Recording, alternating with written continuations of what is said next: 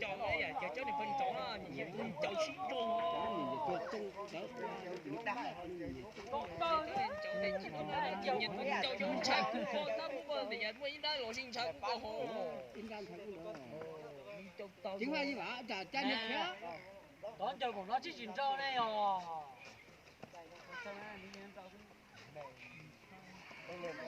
cá rồi á. Cái này có lâu tuổi lá giờ nó trong con đâu đi thế.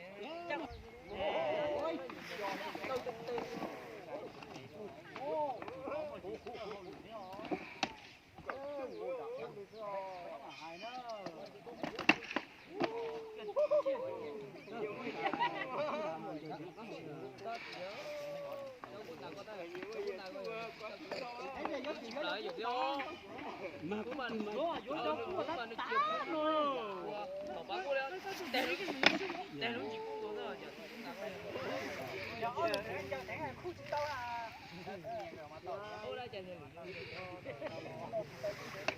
cũng mà đập đầu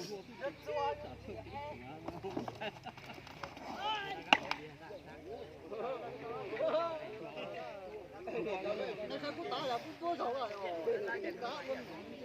giờ nó đã luyện sẽ đến khi chạm động tu cái này cú siêu nhảy cú siêu là cú siêu nhảy nó là nhiều đó tiền đâu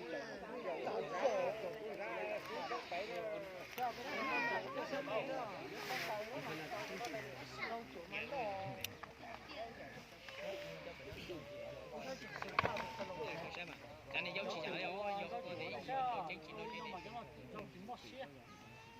Dạ, cho con mà hai chị ta ốc rồi chứ nha. Đây đó to. To này chứ là bạn thấy phân lâu nè. Con nuôi là xương à.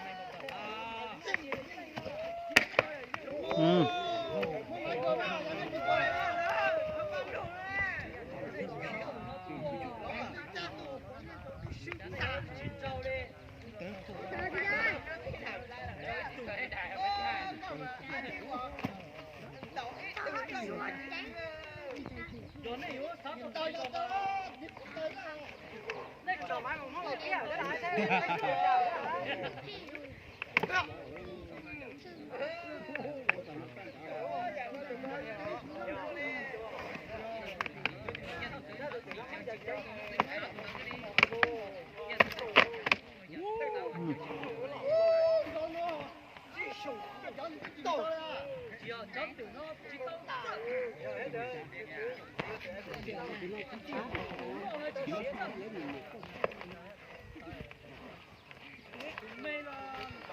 Đừng mê là tưởng kiến gì nhá.